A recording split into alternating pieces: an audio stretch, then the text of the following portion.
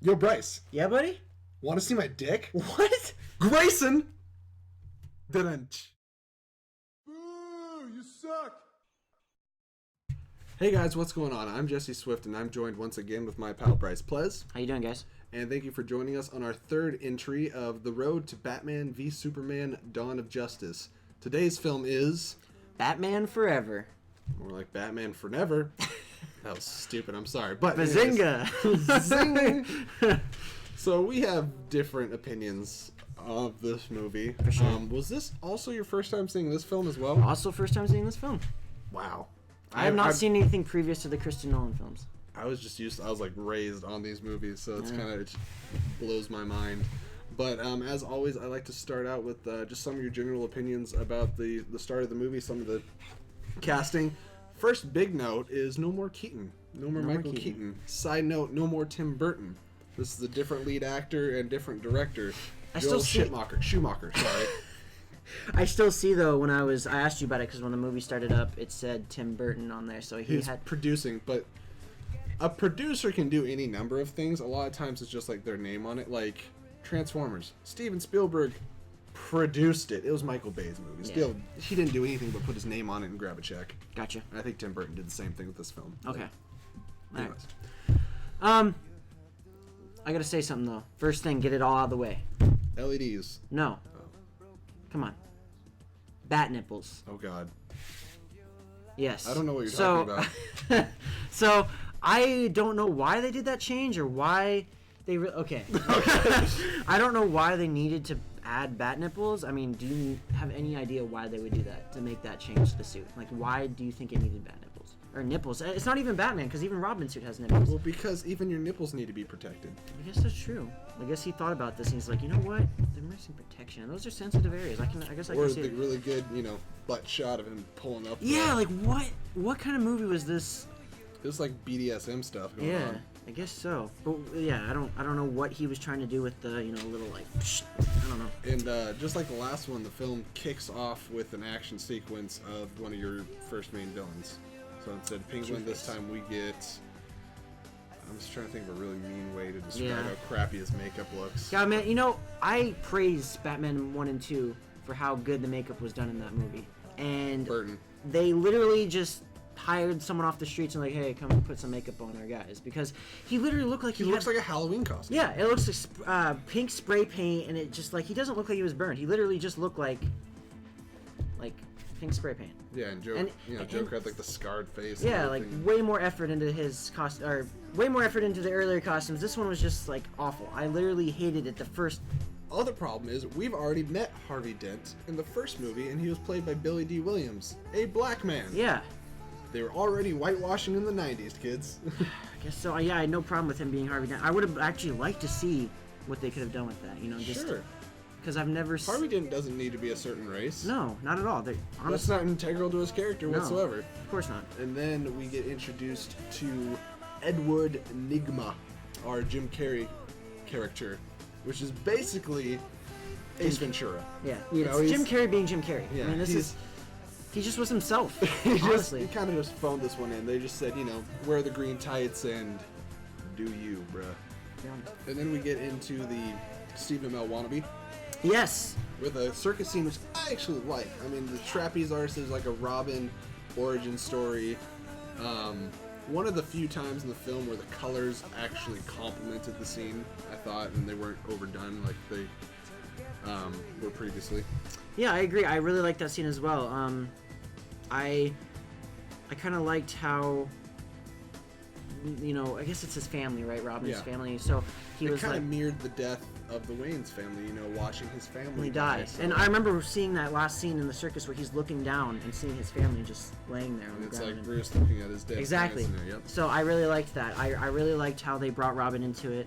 I actually liked Robin. I think I liked him. Like, Chris O'Donnell did a good job, I think. Once they got him out of the circus suit, he had a pretty decent costume. Yeah, he did. Yeah, for sure. Definitely really liked that costume. Minus... Yep, his even had nipples too. And you do one thing, my biggest pet peeve with him, that earring, man. That earring bugged the crap out of me. Between the nipples and the earring, man. It had to go. You wonder why people have questions about Batman and Robin. That's true. What's going on in the Batcave? I don't want to know. But let's talk about the Batmobile. So they took a little bit of a turn with toy. Yeah, it was. It's like you told me. They literally made these movies, this Batman These Forever, second two, yeah. to sell toys. Yeah. And honestly, You can tell that in every costume. I mean, every kid's toy needs a good bat nipple. I guess so, dude. I mean, And light up Batmobile. And dude, everything in that movie was LED. Like that, we were talking about in the earlier ones that Gotham looked, in the first ones, Gotham was Gotham, man. And, Yeah. and this one, it was like a Vegas Strip. Right. There's all the lights going Yeah. back and forth. Everything was lit up. Signs. The guns were lit up. The gadgets were lit up. Dude, You everything. expected to see like a giant cowboy on a building, lit up cowboy. Dude, I think even tables. even the Batmobile had LEDs on the bottom, like neon, like.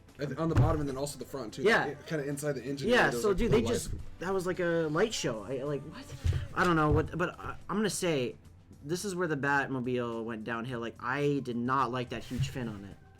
Wasn't there two? Was there one fin or two like big fins? I think it was just one. I think it was one for this one, and they did some Two, weird stuff in the Dude, next one. This might sound super corny, but he's not Sharkman. He's Batman. Like that Yeah. fin was huge, and it didn't look like a Batmobile anymore. No, but speaking of the Batmobile, cool scene was when Dick went off, took the Batmobile for a spin, and it was kind of funny because he's like, "Hey, so I forgot my costume, all right?" And chicks dig the car, he was kind of really taking advantage of. Yeah, and they were trying to like, be "You're Batman not." for a And the night. girls like, "You're not Batman." My favorite part, I gotta say, probably of this whole movie was that scene where Batman's in the Batmobile and he's driving, and someone has Two-Face, I think, has an RPG. Shoots the RPG. Oh, yeah. The wheels turn and go out of the way, right? And then they start chasing him. He gets away. He goes to this. He looks like he's going down into an alley, alley. like, right into a and brick you're like, wall. okay, well he's effed. And then all of a sudden, One of the coolest things the Batmobile has ever done in Batman history of the movies. climb a wall.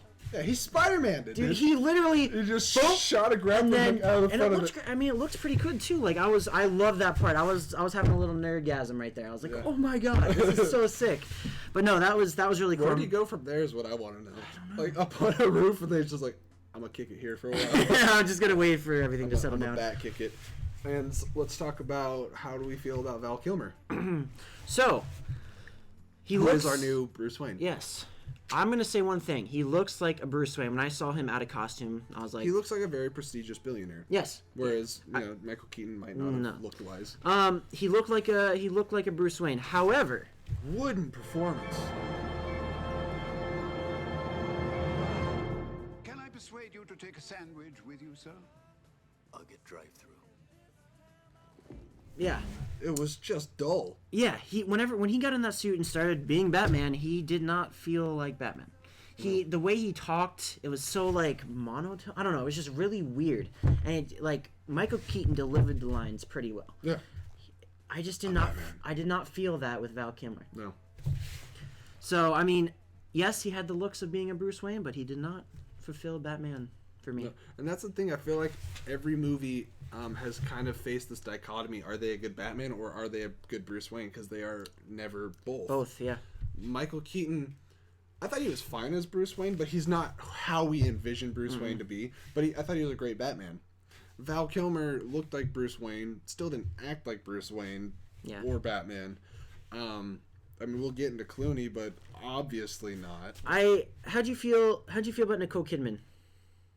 She gave nothing to this film. Okay. She was a placeholder. It's like, hey, we need love interest. Insert decent looking. Yeah, female. she's definitely not bad looking. I mean, she's definitely pretty, and the thing is oh my god, Her delivery, too. when they were on the rooftop and Batman and her were I having can't that even remember the conversation. lines. I just remember Dude, shaking it my was head. awful. It was so awful. It was Twilight or 50 Shades level back and forth. And what is up with her being such a horn dog?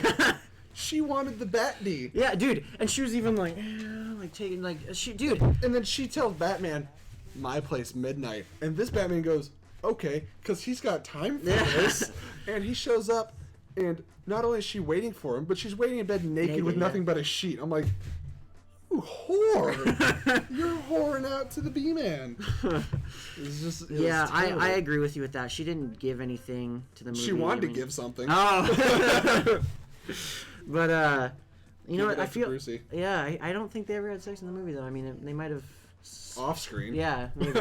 But that started turning into a little bit of a soft porn as well. Remember we were talking about... It progressively gets worse. I mean, we still have to talk about Batman and Robin, but that's when it's like the height. It started off a little bit in Returns, then Forever, and then by the time it gets to Robin, you're like, wow. The acting's about the same level, too. Watch the right movie? Yeah, I know.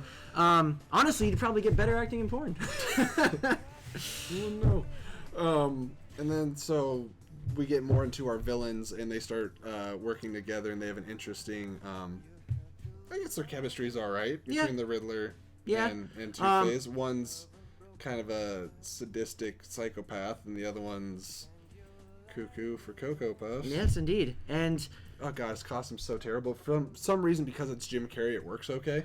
He's it. literally wearing a one-piece spandex in green with question marks all over it, dancing around with a cane. And for some reason, that's not the worst part of this movie. I think because it's Jim Carrey, if it was anyone else, I would have been like, no. Yeah, no, I don't think anybody could have played off the same kind of Riddler. No. And then you get a lot of bickering back and forth between Bruce and Dick. Dick. Oh, I believe there's a scene with Dick that made you really uncomfortable. Oh, yeah, so all of a sudden, like, Dick's doing some laundry, right? And it just starts doing, like, he's like, thrown. I never felt so uncomfortable watching a movie in my life. I was like... some seductive laundry broomstick. With Dick. Like, what? I did not like that. I don't know where they were going with that. They're like, okay, we need to make this very sexy scene. And he's like, I'm down. So, dude, I don't know, but that threw me off. I couldn't tell if this movie wanted to sell toys or porn. It was probably equally successful. Dude, do you think they made a Dick Grayson doing laundry toy? I did not think you were going to say toy. moving on. Okay. Wow. Dick is completely fueled by his vengeance for wanting to take out Two-Face because Two-Face killed his family at the circus. Isn't that like... Okay, yeah, sorry. Yeah, so Dick was on a vengeance... And that's what kept separating kind of... Bruce was being a hardhead and refused to work with Dick in the most unconvincing way ever. No. I'm not gonna work with you. Like, just I work alone. Terrible delivery. Yeah. But eventually they figure they're... Once they finally did come together, you got the... Holy rusted metal, Batman! You know, it's all holy and rusted. God, dude. This movie. But once they came together, trying to say is once they finally decided to work together, I liked when they, the Batmobile and the Bat... Robin could have been a lot, other than that line, Robin could have been a lot cheesier. That's true. Like, it wasn't terrible this time. But yeah, they worked together pretty well, and it was cool to see them go after Two-Face and Riddler, and fight scene at the end was pretty lackluster. I liked how he saved them both, like him, that it was pretty intense, him falling down, saved, trying to grab them too. That was pretty cool. Yeah, he saved Chase and Robin. And then Two-Face jumped after his coins, died, and then what the hell was the Riddler wearing in that scene? The last scene, dude, he's like... He looks like a bad pimp, and then he has like a green question mark glued around his eye. I don't know, dude. Totally Jim Carrey, though. The only guy who could pull that off. The only guy who could pull that look off. Did he pull it off? I don't know, but if anyone had to, it'd be him. And then the scene that always sticks out to me is after all of this, things get resolved, he gets put in prison, and yes. Chase knows who Batman is, yes. But she wants to know and see if the Riddler's going to talk, because the Riddler also knows who Bruce Wayne is. I was actually fooled, because when she went in there, she was like, who is he? Like, I thought she still didn't know. Yeah. And then, And then he's in his straitjacket. Yeah, and they're flapping. And they're like, Edward, who is Batman? I'm Batman! Just Jim Carrey hamming it out. Yeah. And then she leaves, she lets Bruce know, your secret's safe with me, yeah. And so ends the first, but not last, of the Schumacher destruction of the Batman franchise. You know Any what, thoughts we didn't cover? well, you know what I like about this movie though? I gotta say is, this movie knew what it wanted to be. It was like fun. It was fun. It never took itself seriously. It was funny. And This movie felt like, sorry to interrupt you, but it was a comedy with Batman characters. yes. It didn't feel like a Batman movie per se, but it No. was... But what I like is they didn't try to be funny and serious at the same time. Like it was all It's around. just a little jarring Yeah. going from the Tim Burton visuals to the Las Vegas Strip visuals. True. My conclusion is I had a fun time watching this film. Like, yeah, it's not the greatest Batman film, but I enjoyed it. I had a fun time watching it. I liked some of the stuff that happened. Yes, there's a lot of bad parts. Yes, the script was awful. Yes, the dialogue was awful, but I still laughed quite a bit. I still enjoyed watching it and getting like I didn't feel the same way I did with Batman Returns. I didn't was like, oh, when is this going to be over? I was actually enjoying it, and it actually ended when I was like, It's oh, got it's a pretty over. good pace. It's got Exactly. Yeah. And I gotta say, if Jim Carrey wasn't in that movie, then I'd probably have different feelings about it. I Because was if it was just Two-Face, about to say that. if it was just Two-Face, I would have been like, So I would say, like, my final thoughts are, if Jim Carrey wasn't... And the funny thing is, like, Jim Carrey does annoy me in this movie sometimes, but he's also the most entertaining Yeah, aspect exactly. of it as well. I would have said that this movie was, not garbage. What's above? It's above garbage. total suckfest. I would have said it's a total suckfest. However, Jim Carrey brings it up to a meh for me. I can't say brilliant. Like, this movie is so flawed. Yes, it knew what it wanted to be, but what it wanted to be is not what I wanted. So, you know, with your rating, I told you before we even started this review that I wanted to say it was better than Superman, but I didn't want to say it was brilliant. But honestly, since we have this rating system and I can't do in between, I can't say it's brilliant. You're right, I can't. So I'm going to say Superman. I mean, You yeah. could say, I mean, we don't have a rating for it, but it's better than meh. Yeah. I mean, It's not the worst thing we've seen. No, and I still have yet to see Batman and Robin. I might either say total suckfest or total. Batman and Robin might bump this one back up. Yeah, just by if we do comparison. this review, yeah, I might change. But I just ending note, dude. I gotta say, I enjoyed watching the film. Okay, so we're going with super meh and a little better than A little meh. bit of meh, but yeah, Meh. meh. So Meh times two. with that, we'll see you guys next week when we do our review of the incredible cinematic masterpiece that is, in fact, Batman and Robin. Boy, I'm excited. Dude, I can't wait, I'm dripping with excitement. dude. It's going to be great. We'll see you guys then. Until then, may the film be with you. Always.